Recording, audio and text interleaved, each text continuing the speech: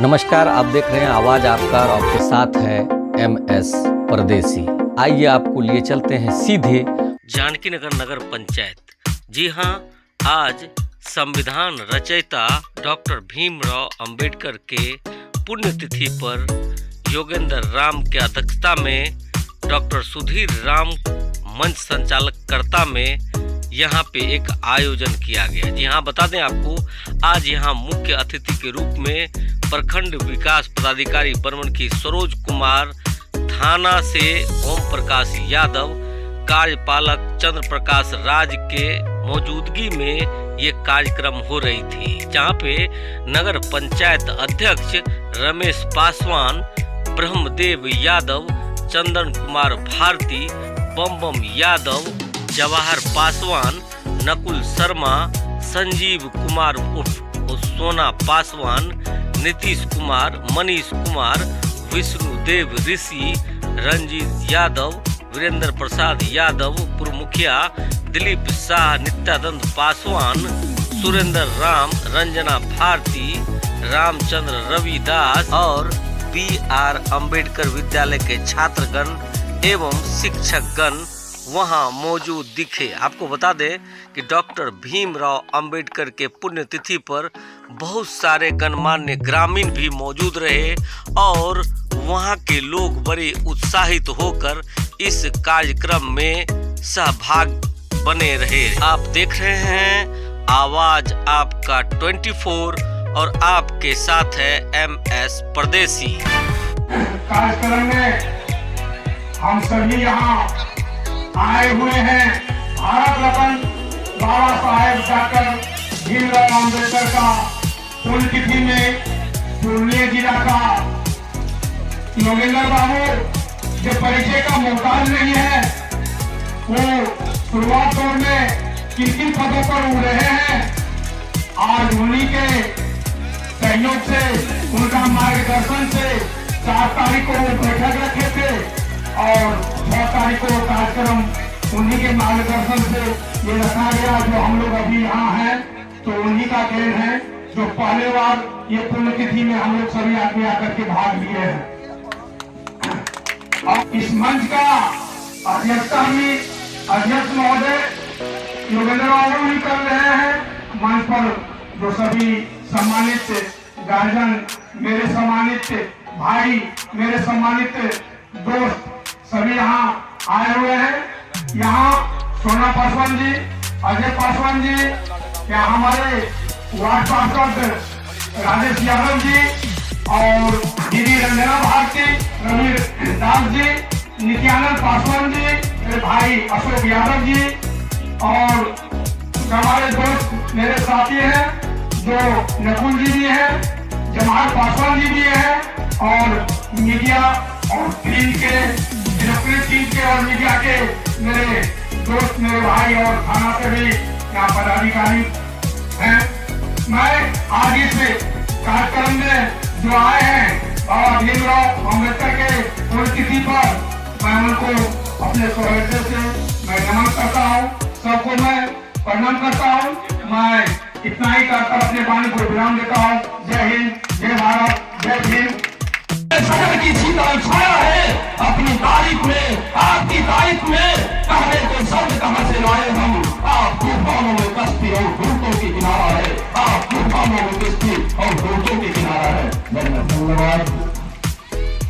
मन संचालन करता महोदय, आपने बखूबी जो हम लोगों ने सोचा था मन संचालन का, आपने अपने दायित्व का निर्वहन किया है, इसके लिए मैं आपको तहे दिल से धन्यवाद करता हूँ। यहाँ जो बैठे हुए हैं मैं उन्हें अम्बेडकरवादी कहता हूँ। आप लोगों का भी मैं तहे दिल से धन्यवाद ज्ञापित करता हूँ। हमारे मित्र अशोक भाई विलंब से ही आए, लेकिन आए।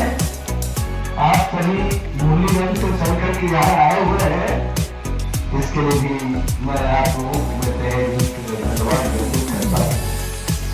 परसों हमने डिसाइड किया और हमारे बंदन जी, मनीष जी, राजन जी चले गए कहा और जवाहर जी, मात्र 4-5 आदमी मिल करके हम लोगों ने परसों बैठक किया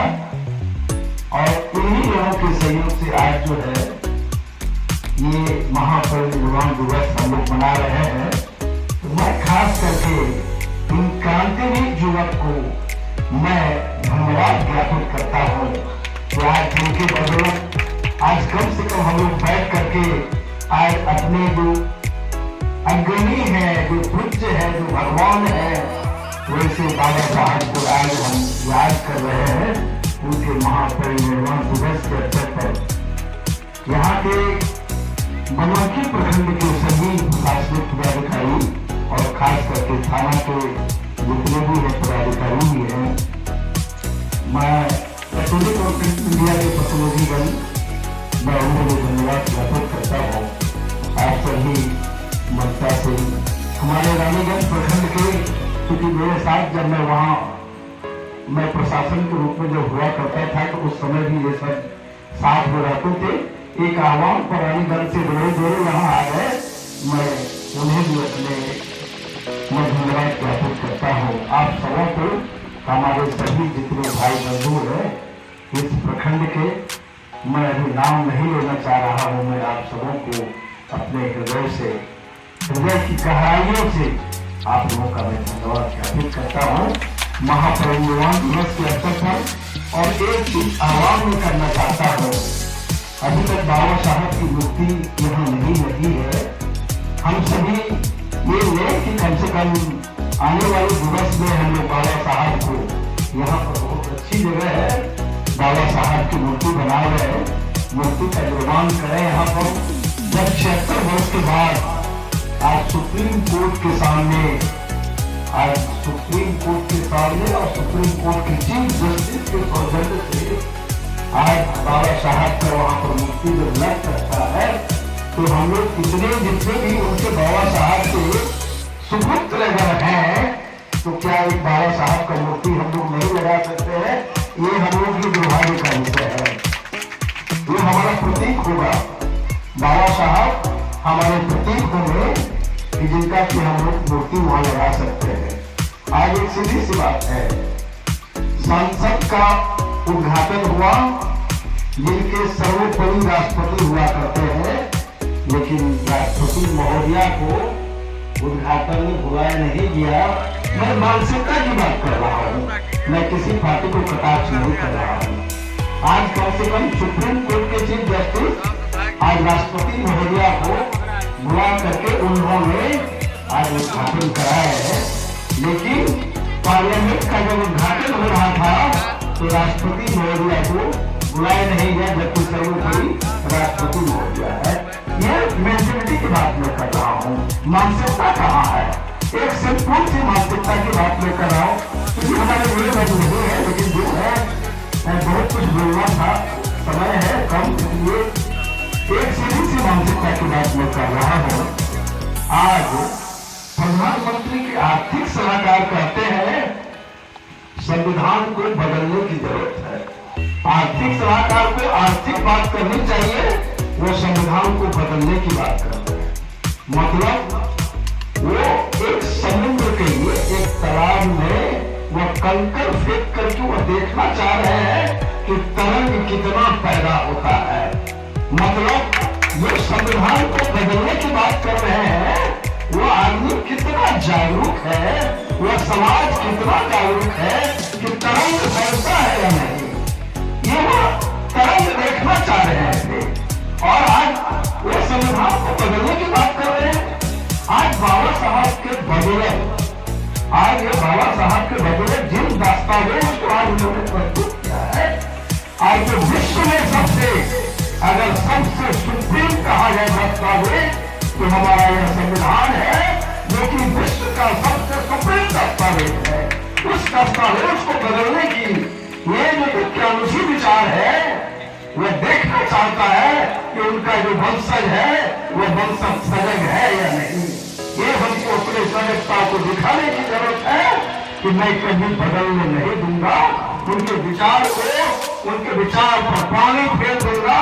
हम सबों को इसके लिए एक होना पड़ेगा। और यही कहते थे, मांगने से भीख मिलती है, अधिकार नहीं। और अधिकार के लिए लड़ना होगा, और लड़ने के लिए संगठित होना होगा, और संगठन के लिए सबसे जरूरी है शिक्षा। शिक्षा वो शेरनी का दूध है, जो जितना पिएगा वह उतना ही तहारेगा। इसलिए शिक्षा सबसे बड़ी जरूरत है कि शिक्षित होना। जब तक आप शिक्षित नहीं होंगे तब तक आप शेर की तरह दहाड़ नहीं सकते हैं। इसलिए आज भी शिक्षा की जरूरत है। ये भाषण से आपका यह क्षेत्र रिजर्वेशन के आधार पर हमारे लोग प्रतिनिधित्व कर रहे हैं, लेकिन यह क्षेत्र सबसे पिछड़ा पड़ा हुआ है। ये दुर्भाग्य का विषय है, सबसे पिछड़ा है। क्यों? ये दलित प्रतिनिधित्व कर रहे हैं, वो क्या कर रहे हैं? आज भी देखिए, खास करके 20 वर्ष से कोई आदमी अगर प्रतिनिधित्व करता है तो उनके बच्चे आज भी देखिएगा 50% बच्चे आज स्कूल का मरहूम नहीं देखा है, स्कूल का मुख नहीं देखा है। ये किसका दोष है? यहाँ कौन है ये करने के लिए? क्या स्कूल नहीं चल रहा है? ये बिल्कुल सही है, लेकिन उसके लिए हम सबों को पे बेक टू सोसाइटी की तरह अपने समाज को उत्थान के लिए अपना काम करना होगा। ये हमारा जो प्रतिनिधित्व आज तक 62 से में प्रतिनिधित्व है, और सबसे बदतर स्थिति यही है कि हाथ उठाने वाले आपके बीच से हाथ उठाने वाला चुन करके जा रहा है। ये दुर्भाग्य का विषय है नहीं।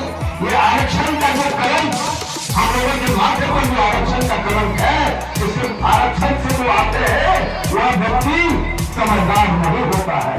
जो आरक्षण से आते हैं वह व्यक्ति होशियार नहीं होता है। ये आरक्षण के कलंक को मिटाना होगा। बाबा साहब यही किए थे। बाबा साहब, आप जानते हैं कि बाबा साहब अपनी उनको यहाँ संस्कृत नहीं पढ़ने दिया गया। संस्कृत पढ़ने के लिए जर्मनी गए और जर्मनी में उन्होंने संस्कृत को पढ़ा। आज जब धर्म की बात होती है, मैं धर्म की बात कर रहा हूँ। धर्म किसके लिए है? धर्म कहता है धारण करने को धर्म कहता है। धर्म धारण करने की चीज है। धर्म किसके लिए है? मनुष्य के लिए है, मनुष्य धर्म के लिए नहीं है। आज जो दलित है, आज वही धर्म की बात होती है।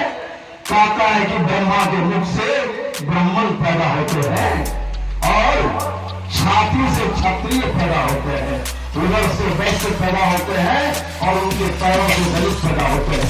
आज हमें सभी लोग बैठे हुए हैं। जरा बताया जाए कि भाई उधर के अलावा जन्मी प्रक्रिया क्या है? एक ही होता है। क्या कभी देखा है कि मुख से कोई पैदा हुआ? क्या कभी देखा है कि कोई पैर से पैदा हुआ? ये मनुस्मृति की बात होती है, ये धर्म में है। अगर धर्म में ये बात है तो ये क्या है? गलत है या नहीं? ये बिल्कुल गलत है। यह कोई ब्रह्मा के मुख से पैदा नहीं होता है, वह जान से कोई क्षत्रिय पैदा नहीं होता है।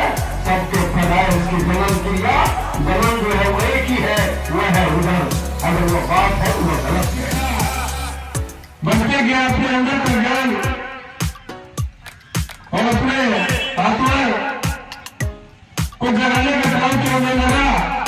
इस देश में, इस दुनिया में सभी धर्म, सभी जात एक समान होनी चाहिए और बराबर की होनी चाहिए।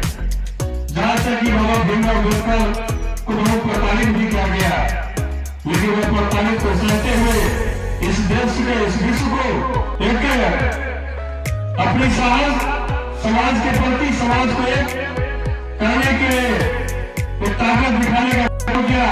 तो मैं भीमराव अम्बेडकर ने इस दुनिया में, इस देश में देने का काम किया। पीछे का भाई मत जानेगा। आज हम बच्चों को शिक्षा नहीं देते हैं।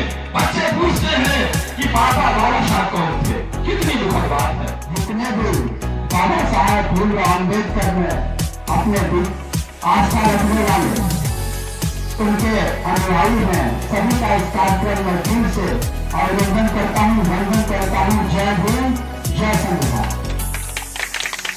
क्यों हम बाबा साहब डॉक्टर भीमराव अम्बेडकर को अपने आदर्श मानते हैं? हम कोई भगवान को नहीं मानते हैं, कोई देवता को नहीं मानते हैं। इस इलाके में लगभग लोग हमको जानते हैं, हम उनका मृत्यु दिवस नहीं मनाते, लेकिन मेरे लिए वो आज भी जीवित है। भारत में आज से कई सौ वर्ष पूर्व जब शिक्षा वर्षित माओवादियों का अधिकार था, उस समय भारत में महिलाओं, दलित, गरीब, पिछड़े एवं शोषित वर्गों की हालत बहुत से बदतर थी। ऐसा हालत भारत का कमजोर वर्ग का के नाम से करने की आजादी न उसे थूकने की आजादी, गले में मटका, कमर में झाड़ू बांध दिया जाता था। इनके अधिकार सदियों से छीन लिया गया था। भारतीय शूद्रों का अधिकार दिन प्रतिदिन अधिकार की ओर जा रहा था। सारा शूद्र समाज गुलामी के जंजीर में बंध चुका था। इन्हीं सभी अन्यायों पे भी 14 अप्रैल 1891 को मध्य प्रदेश इंदौर के महू छावनी में रानी सतपाल के घर माता भीमाबाई के गर्भ में पल रहे एक ऐसा महापुरुष का जन्म हुआ जिनको दुनिया बाबा साहब डॉक्टर बी आर अम्बेडकर के नाम से जानते हैं। बाबा साहब अपने जीवन में तिरस्कार, अपमान, शोषण, जाति भेद का सामना करते हुए शिक्षा को हथियार बनाकर अपने लगन और मेहनत के दम पर मानसिक गुलामी की लड़ाई लड़ी और कमजोर वर्ग के लिए आशा की किरण बनकर सामने आए। बाबा साहब केवल दलित वर्ग पर जहाँ पर महर्षि मेधास परमहंस जी महाराज जो हमारे धरारा बनमनखी के धरती पर जन्म लिए और बहुत महान पुरुष बने, बहुत महान संत बने, उनके एक किताब का नाम है सत्संग योग। उस सत्संग योग में इस देश से नहीं पूरा दुनिया के बड़े बड़े संतों का संग्रह है। क्या तुलसीदास जी हमारे नहीं लिखे हैं? किराम की पुजारी मछली और बकरी का तरकारी, एक तरफ धर्म की बात करते हैं और धर्म की काम करते हैं। हम लोग तो मजबूरन बस राजतंत्र में जाति प्रथा के नाम पर हम लोग को जंगल में भागना पड़ता था और बाकी पेट के सवाल के लिए अरे फल मूल खा करके या भालू को भी जाता था, पेट भरने के लिए लोग खाता था। लेकिन जो पढ़ा लिखा आदमी है, जो जिसको हम फॉरवर्ड कहते हैं, सो फॉरवर्ड का हिंदू हुआ है। हम लोग मूल निवासी हैं, हम लोग हिंदू नहीं है। कमाना खाना तो संसार में सबको है, लेकिन अपने बच्चे को ऐसा सोच के जाइए कि हम अपने बच्चा को बाबा साहब भीमराव अम्बेडकर बना दें, ताकि बाबा भीमराव महाराष्ट्र के रत्नागिरी गांव में उनका जन्म हुआ था 14 अप्रैल 1891 ईस्वी में। और इसके बाद उनके साथ बहुत ढेर सारी घटनाएं हुई जो सुनने योग्य नहीं है, कहने योग्य नहीं है और विश्वास करने योग्य नहीं है आज के युग में।